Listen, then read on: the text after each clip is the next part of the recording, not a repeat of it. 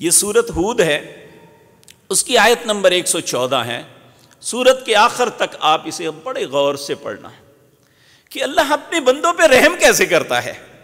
اللہ فرماتے ہیں اقم الصلاۃ طرفی النہار وزلفا من اللیل ان الحسنات یذہبن السیئات ذالک ذکریٰ للذاکرین۔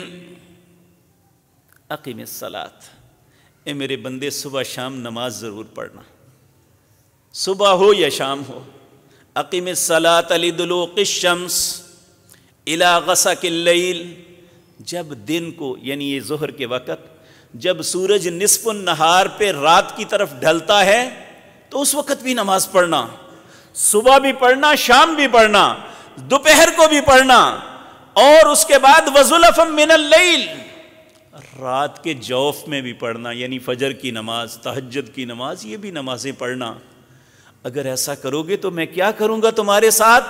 ان الحسنات یذہبن السیئات، ان نمازوں کی وجہ سے، ان اچھے کاموں کی وجہ سے جو غلطیاں تم پہ ہو گئی ہیں میں ریموو کر دوں گا، ختم کر دوں گا۔ ان الحسنات یذہبن السیئات، پھر کہا ذالک ذکریٰ للذاکرین، یہ نصیحت اس کے لیے ہے جو نصیحت کو قبول کرتا ہے۔ دیکھیں بعض لوگ ہوتے ہیں ادھر سے سنا ادھر سے نکال دیا، یا کوئی بھی بات سنی اسے ایکسیپٹ نہیں کرتے، اگنور کر دیتے ہیں۔ کہا یہ ان کے لیے بات نہیں ہے، بات کن کے لیے ہے؟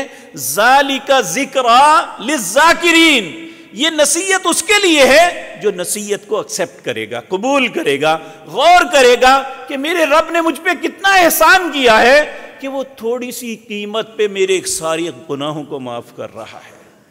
اقم الصلاۃ طرفی النہار وزلفا من اللیل ان الحسنات یذہبن السیئات ذالک ذکریٰ للذاکرین۔